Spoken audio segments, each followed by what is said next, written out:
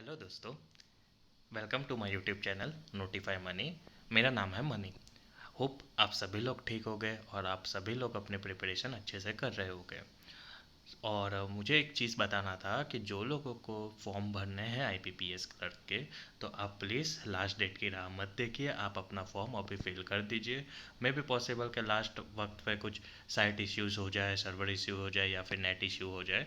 तो प्लीज़ जो लोगों को इंटरेस्ट है इसमें और जो लोग चाहते हैं कि आईबीपीएस क्लर्क में उनका सिलेक्शन हो, तो प्लीज़ आप लोग लास्ट डेट की राह मत देखिए, आप अपना फॉर्म भर देना। ठीक है, अब इसी चीज़ के साथ अपन आज का टॉपिक स्टार्ट करते हैं। आज का टॉपिक जो रहेगा वो अपना रहेगा पोस्ट ऑफिस सेविंग स्कीम। अब पहले मैं एक चीज़ बता देता हूँ आपको कि इस टॉपिक का एग्ज़ाम के साथ रिलेवेंस क्या है। जैसे कि लास्ट ईयर जो लोग हैं आईबीपीएस पीओ की मेंस, क्लर्क की मेंस या एसबीआई की मेंस या फिर कोई भी एग्ज़ाम, जैसे कि ईएसआईसी की भी दी होगी, किसी ने मेंस दी होगी, किसी ने एमटीएस की मेंस दी होगी, या तो फिर और भी कोई एग्ज़ाम एसएससी की भी एग्ज़ाम दी होगी, तो उसके अंदर कई बार क्वेश्चंस रिपीट हुए हैं जो रिगार्डिंग थे पोस्ट ऑफिस सेविंग स्कीम्स के रिगार्डिंग। जैसा कि मैं अगर अगर आपको एग्जांपल दे दूं, तो एक पेपर में क्वेश्चन आया था कि किसान विकास पत्र में जो रेट ऑफ इंटरेस्ट क्या होता है। फिर दूसरा और एक क्वेश्चन आया था कि सुकन्या समृद्धि में कि उसके अंदर भी रेट ऑफ इंटरेस्ट क्या होता है।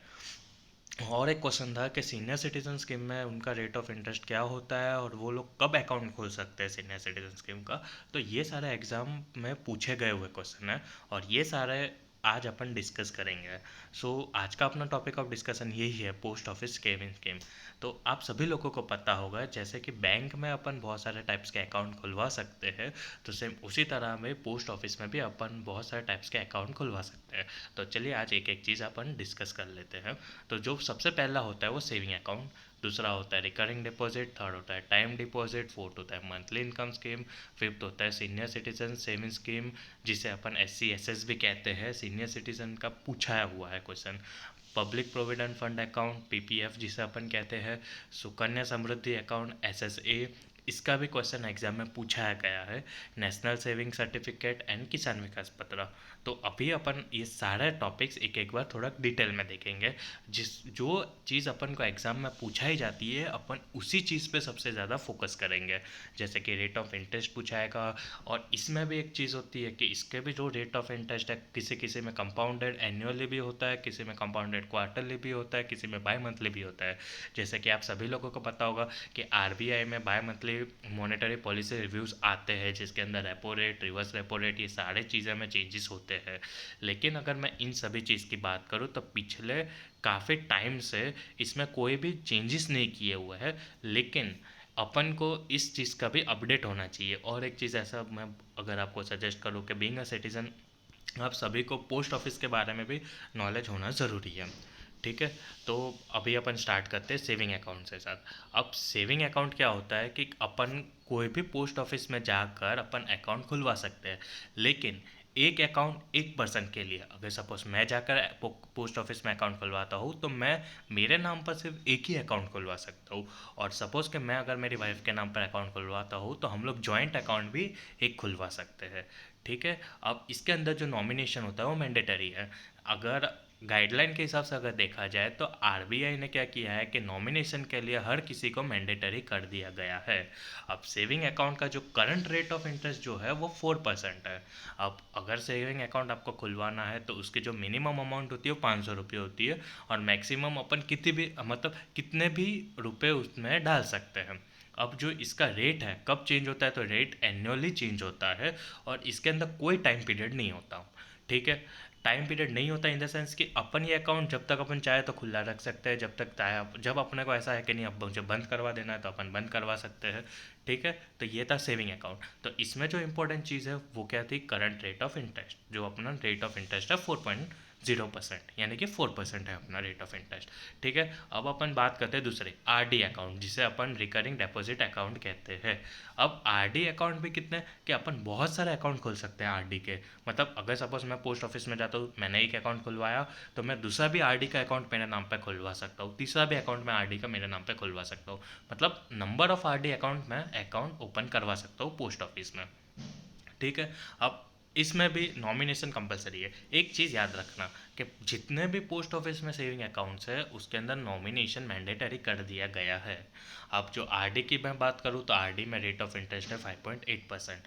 आरडी अकाउंट मिनिमम 100 रुपये से भी खुलवाया जा सकता है और मैक्सिमम इसमें कोई लिमिट होती नहीं है।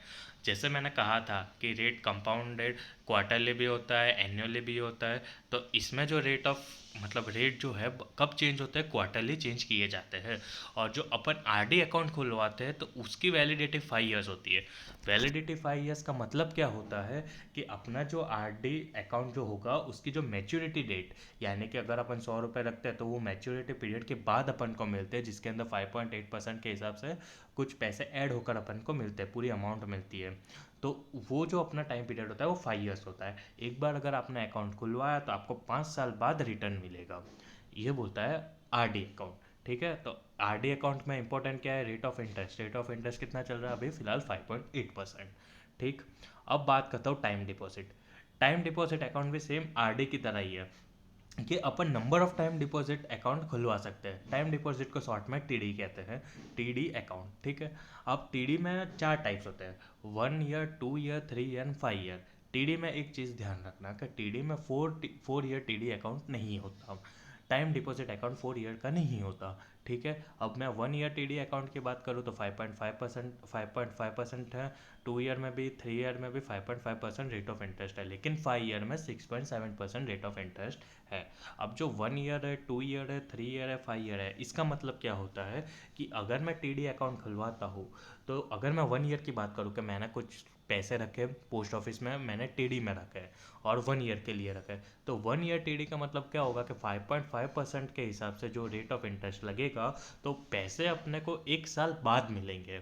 ठीक है। तो सेम उसी तरह 2 ईयर टीडी में क्या होगा कि 2 साल बाद पैसे मिलेंगे। सेम 3 ईयर्स में भी 3 साल बाद और 5 ईयर में 5 साल बाद, 5 ईयर्स के बाद। ठीक है। अब इसमें जो मिनिमम अमाउंट होती है वो 1,000 रुपये होती है। 1,000 रुपये से ही इसका अकाउंट खुलवाया जा सकता है और इसमें मैक्सिमम कोई लिमिट नहीं होती। और हाँ, एक चीज़ याद रखना कि इसके अंदर भी जो है क्वार्टरली इंटरेस्ट कंपाउंड किया जाता है। अब मैं बात करूँ कि इसके अंदर भी नंबर ऑफ अकाउंट अपन खुलवा सकते हैं, बट इसमें एक चीज़ याद रखना कि 4 ईयर टीडी अकाउंट नहीं होता। ठीक है। अब बात करता हूँ monthly income scheme. Monthly income scheme में भी कैसा होता है कि अपन नंबर ऑफ अकाउंट खुलवा सकते हैं। मंथली इनकम स्कीम एक ऐसी स्कीम है कि अगर कोई भी नॉर्मल पर्सन है तो अगर वो चाहे कि मेरे पास सफिशिएंट अमाउंट है तो मैं उसे पोस्ट ऑफिस में भी रख सकता हूँ या फिर बैंक में भी रख सकता हूँ। ठीक है। अगर आप पोस्ट ऑफिस में रखते हो तो आपकी एक सर्टेन लिमिट तक आप कितने भी अकाउंट खुलवा सकते हो। जैसे कि अगर मैं आपको एग्जांपल के साथ समझाता हूँ। ठीक है। जैसे कि मैंने लिखा है single account and joint account. Single account का मतलब क्या हुआ कि सिर्फ एक पर्सन का अकाउंट, और जॉइंट अकाउंट यानी कि मैं और मेरी वाइफ, हम दोनों का अकाउंट होगा उसे जॉइंट अकाउंट किया जाएगा। और जो सिंगल अकाउंट होगा वो सिर्फ मेरे नाम पे होगा। तो जो सिंगल अकाउंट होती है ना उसकी मैक्सिमम लिमिट है 4.50 लैक्स, एंड जो जॉइंट अकाउंट होती है उसकी जो मैक्सिमम लिमिट होगी 9 लाख रुपए। ठीक है। अब मैं जैसे मैं आपको कह रहा था कि नंबर ऑफ अकाउंट ओपन किए जा सकते हैं, तो लिमिट कितनी है 4.5 लैक्स की। तो मैं 4.5 लैक्स जब तक नहीं होते तो मैं तब तक उतने अकाउंट में खुलवा सकता हूँ। जैसे कि सपोज कि मैंने पहला अकाउंट खुलवाया 1 लाख का, लेकिन अभी मेरी लिमिट कितनी है 4.50, यानी कि मैं 3.50 लाख और भी पैसा डाल सकता हूँ। तो मैं दूसरा अकाउंट खुलवाऊंगा, उसके अंदर और मैंने 1 लाख रुपए डाल दिए तो 2 लाख हो गया। तो बचे कितने 2.50 लाख। ऐसे मैं 4.50 लैक्स होने तक मैं नंबर ऑफ अकाउंट खुलवा सकता हूँ। ठीक है। अब इसमें भी जो रेट ऑफ इंटरेस्ट है वो 6.6% है। एंड इसमें भी जो मिनिमम अमाउंट है मिनिमम अकाउंट ओपन करने के लिए वो 1,000 रुपये है। ठीक है। अब इसमें जो रेट होता है ना वो मंथली चेंज होता है और मंथली पेड किया जाता है। ठीक है। और जॉइंट अकाउंट की जो लिमिट है वो 9 लाख रुपीज़ है। सेम उसी तरह अब जो आएगा वो senior citizen saving scheme account है। और ये सबसे मेन टॉपिक, मतलब ऐसा बोल सकते हैं सबसे मेन है। इसी में से ही क्वेश्चन पूछाए जाते हैं। लास्ट ईयर भी पूछाया गया था, जो लोगों ने 2021 में मेंस की एग्ज़ाम अपीयर की होगी। और मेरा खुद का पर्सनल एक्सपीरियंस है तो मैं आपको कह सकता हूँ कि हाँ, ये टॉपिक पे आपको ज़्यादा ध्यान देना चाहिए। अब इसके अंदर जो सबसे ज़्यादा ध्यान देना है वो करंट रेट ऑफ इंटरेस्ट है, लेकिन सीनियर सिटीजन स्कीम आपको समझना भी पड़ेगा। ठीक है, अगर मैं इसकी बात करूँ तो इसके अंदर भी अपन नंबर ऑफ अकाउंट खुलवा सकते हैं, जैसे MIS में जैसा कर सकते थे ना, सेम उसी तरह सीनियर सिटीजन सेविंग स्कीम में भी अपन कर सकते हैं। लेकिन ये अकाउंट कौन खोल सकता है कि जो इंडिया का जो सिटीजन है जिसकी एज अबव 60 ईयर्स है, जो अबव 60 ईयर्स हो जाते हैं उनको सीनियर सिटीजन कहा जाता है। तो ये अकाउंट भी खोला जा सकता है बाय सीनियर सिटीजन, लेकिन इसकी जो अमाउंट की जो लिमिट है वो 15 लाख से ज़्यादा नहीं होनी चाहिए। ठीक है, अब इसका जो करंट रेट ऑफ इंटरेस्ट है वो 7.4% है, याद रखना। ये क्वेश्चन पूछा गया है एग्जाम में और आपको इसी चीज़ पे आपको एक बार फिर से फोकस करना है कि senior citizen saving scheme account का जो करंट रेट ऑफ इंटरेस्ट है वो 7.4% है। मिनिमम अमाउंट अकाउंट ओपनिंग के वक्त अपने को देनी होगी 1,000 रुपये और मैक्सिमम अमाउंट है 15 लाख रुपये। ठीक है, अब interest rate compounded quarterly and paid. अब एक चीज़ याद रखना कि अपने TDS कट होता है। ठीक है, अब सीनियर सिटीजन स्कीम एक ऐसी स्कीम है जिसके अंदर TDS कट होता है सीनियर सिटीजन का। तो अगर टैक्स डिडक्शन नहीं करना हो तो अपने को 15H और या फिर 15G का फॉर्म फिल करना होता है। ठीक है, सिर्फ एक चीज़ याद रखना कि TDS किस में कटता है, सिर्फ senior citizen saving scheme account में ही TDS कटता है, बाकी किसी में TDS नहीं कटता। ठीक है, अब उसके बाद आता है पब्लिक प्रोविडेंट फंड अकाउंट, जिसे अपन PPF अकाउंट कहते हैं। अब एक चीज़ याद रखना, पूरे लाइफ में अपन PPF का सिर्फ एक अकाउंट खुलवा सकते हैं, क्या तो फिर पोस्ट ऑफिस में या तो फिर बैंक में, लेकिन पर पर्सन आप सिर्फ एक ही अकाउंट खुलवा सकते हैं। अब इसमें जो रेट ऑफ इंटरेस्ट है वो 7.1% है। मिनिमम अमाउंट होगी वो मतलब 500 रुपये होगी और मैक्सिमम अमाउंट कितनी होगी, 1,50,000 ड्यूरिंग ए फाइनेंशियल ईयर। मतलब क्या हुआ इसका कि आप जनवरी में सपोज आपने अकाउंट किया, तो आप अपन सपोज करो कि आपने जनवरी में अकाउंट ओपन किया। ठीक है, तो दिसंबर तक आप 1,50,000 रुपये आप भर सकते हो, जितनी आपकी कैपेसिटी आप इतना भर सकते हो, लेकिन इसके जो अपर लिमिट है वो 1,50,000 है ड्यूरिंग ए फाइनेंशियल ईयर। मतलब 1,50,000 आप एक साल में भर सकते हो। ठीक है, अब इसका जो मैच्योरिटी पीरियड है वो 15 ईयर्स का है, कि आपको पैसे 15 साल बाद मिलेंगे, लेकिन ये एक ही अकाउंट खोला जा सकता है पर person, either in a bank और इन अ पोस्ट ऑफिस। ठीक है, अब इसका भी जो रेट होता है वो कंपाउंडेड होता है एन्युअली। अब जो सबसे सेकंड इंपॉर्टेंट टॉपिक है सीनियर सिटीजन के बाद वो है सुकन्या समृद्धि अकाउंट। अभी फ़िलहाल ये टॉपिक हॉट हॉट पर है। हॉट पर इसके लिए मैं कह रहा हूँ कि अभी अगर मोदी जी की गवर्नमेंट है तो मोदी जी ज़्यादा तक इस चीज़ पे, लड़कियों की पढ़ाई, लड़कियों की एजुकेशन पे, लड़कियों पे ज़्यादा फोकस करते हैं। और उनका मतलब ऐसा है कि हाँ, लड़कियां भी पढ़ लिख कर आगे बढ़े। तो ये स्कीम उसी के रिगार्डिंग है थोड़ी बहुत। तो अगर मैं बात करूँ सुकन्या समृद्धि अकाउंट, जिसे अपन SSA भी कहते हैं, अब ये अकाउंट है ना वो लड़कियों के लिए ओपन किया जाता है। याद रखना, सिर्फ और सिर्फ लड़कियों के लिए ही ओपन किया जाता है जिनकी एज 10 साल से कम हो। और ये अकाउंट भी आइदर इन अ बैंक और इन अ पोस्ट ऑफिस, दो में से किसी एक में ही खोला जाता है। अब अगर सपोज बात करो कि दो लड़कियां हैं फैमिली में, तो तो दोनों का अकाउंट खोला जा सकता है। लेकिन अगर तीन लड़कियां हैं एक ही फैमिली में तो इसके तीन अकाउंट नहीं खोले जा सकते, मैक्सिमम दो ही अकाउंट खोले जा सकते हैं। अब याद रखना, सबसे हाईएस्ट जो रेट ऑफ इंटरेस्ट है वो सुकन्या समृद्धि में है, जिसका रेट ऑफ इंटरेस्ट 7.6% है। ठीक है, अब इसमें अकाउंट मिनिमम कितने अकाउंट मतलब कितने रुपए से खोला जाएगा वो है 250 रुपये, और इसकी जो मैक्सिमम अमाउंट है वो 1,50,000 है। ठीक है, अब इसमें भी जो रेट है वो कंपाउंडेड एन्युअली होता है। अब इसमें एक चीज़ याद रखना कि मैच्योरिटी पीरियड कितनी है, 21 ईयर्स। इसका मतलब क्या हुआ कि अगर आपने अकाउंट खुलवाया, सपोज करो कि मैं और मेरी वाइफ है और मुझे एक बेटी है, मेरी बेटी 9 साल की है, सिर्फ एग्जांपल है कि मेरी बेटी 9 साल की है। ठीक है, अब मैंने 9 साल के एज पे मैंने उसका अकाउंट खुलवाया, तो उसमें मुझे 15 साल तक मुझे उसमें पैसे भरने पड़ेंगे। ठीक है, मैंने 15 साल तक पैसे भरे, और मुझे पैसे कब रिटर्न में वापस मिलेंगे, जब 9+21, क्यों, मैच्योरिटी पीरियड होती है 21 ईयर्स का। तो यानी कि जब मेरी बेटी 30 ईयर्स की हो जाएगी ना, तब मुझे उसने पैसे वापस मिलेंगे। ठीक है, लेकिन ये सब आपको सिर्फ समझना है। एग्जाम में ये सारी चीज़ें नहीं पूछी जाएगी, आपको सिर्फ और सिर्फ रेट ऑफ इंटरेस्ट ही पूछा जाएगा। सुकन्या समृद्धि का जो रेट ऑफ इंटरेस्ट है वो 7.6% है, और ये ही सबसे हाईएस्ट है। ये पहले पे सुकन्या समृद्धि आता है, दूसरे नंबर पे अपना सीनियर सिटीजन आता है, तीसरे नंबर पे आता है पीपीएफ। याद रखना, 7.6 for Sukanya Samriddhi, 7.4% for senior citizen, 7.1% for PPF, public provident fund. ठीक है, ये हो गया सुकन्या समृद्धि। याद रखना, सुकन्या समृद्धि का क्वेश्चन एग्जाम में आया हुआ है, और अभी भी अगर मैं आपको बोलूँ तो इसमें से एक टॉपिक तो आने ही वाला है एग्जाम पे, तो ये आपको याद करना ही पड़ेगा। अब बात करता हूँ नेशनल सेविंग सर्टिफिकेट की। ठीक है, अब नेशनल सेविंग सर्टिफिकेट भी ऐसा ही है कि आप कितने भी नेशनल सेविंग सर्टिफिकेट के अकाउंट आप ओपन कर सकते हो, और इसमें जो करंट रेट ऑफ इंटरेस्ट है वो 6.8% है।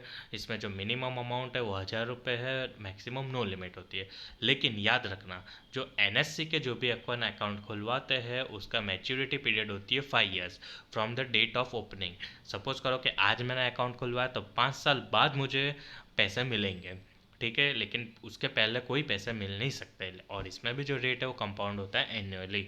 याद रखना, एनएससी का जो रेट ऑफ इंटरेस्ट है वो 6.8% है, पैसे मैच्योरिटी पीरियड के बाद मिलेंगे, और मैच्योरिटी पीरियड है 5 ईयर्स का। ठीक है, और सबसे जो ऐसा बोलते हैं कि लास्ट टॉपिक अपने इस वीडियो का, और याद रखना ये किसान विकास पत्र का भी एग्जाम में पूछाया गया है।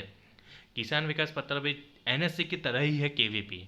ठीक है, अब इसमें भी नंबर ऑफ अकाउंट खोले जा सकते हैं, और इसका जो रेट ऑफ इंटरेस्ट है वो 6.9% है। एनएससी का रेट ऑफ इंटरेस्ट है 6.8%, केवीपी का रेट ऑफ इंटरेस्ट है 6.9%। इसमें उसमें भी मिनिमम अमाउंट थी 1000 रुपये, इसमें भी मिनिमम अमाउंट है 1000 रुपये। उसमें भी मैक्सिमम अमाउंट, मतलब मैक्सिमम कोई लिमिट नहीं थी, इसमें भी मैक्सिमम कोई लिमिट नहीं है। ठीक है, लेकिन याद रखना, एनएससी का जो मैच्योरिटी पीरियड था वो कितना था, 5 ईयर्स का था। केवीपी का मैच्योरिटी पीरियड है 10 ईयर्स एंड 4 मंथ, यानी कि 124 मंथ। ठीक है, याद रखना, केवीपी का ये क्वेश्चन भी पूछाया जाएगा इस बार एग्जाम में, कि हाँ केवीपी का जो रेट ऑफ इंटरेस्ट है 6.9% है, और उसका जो मैच्योरिटी टाइम कितना है, तो 124 मंथ आपको याद रखना पड़ेगा, और इसमें भी जो रेट है वो कंपाउंड होता है एनुअली। ठीक है, तो ये सारे चीज़ें थे अकाउंट रिगार्डिंग। याद रखना, एग्ज़ाम में ये सारे में से हमेशा, अगर आप प्रीवियस ईयर का पेपर उठाओगे, बैंकिंग के मेंस के भी पेपर देखोगे या फिर एसएससी के भी पेपर्स देखोगे, तो उसमें पूछाए गए हैं। तो मैं आपको एक सजेस्ट करूँगा कि प्लीज़ आप इन सभी पे ध्यान देना। ठीक है, और मैं ट्राई करूँगा कि मैं इसके रिगार्डिंग मैं इंस्टाग्राम पे भी एक पोस्ट करूँ, और होप आप सभी लोगों को एक पसंद आया होगा वीडियो। और अगर आपको इस चीज़ में आपको कहीं पे भी प्रॉब्लम वगैरह होती है तो आप मुझे इंस्टाग्राम पे भी मैसेज कर सकते हो, या तो फिर मेरे यूट्यूब चैनल पे इसी वीडियो के डिस्क्रिप्शन में, अरे इसी वीडियो के कमेंट सेक्शन में भी आप मुझे पूछ सकते हो। और आप आपको कोई भी अदर टॉपिक रिगार्डिंग में डाउट है तो आप मुझे मैसेज कर सकते हो। ठीक है, तो ये था अपना post office saving account. Hope आप सभी लोगों को पसंद आया होगा। ठीक है, तो थैंक यू।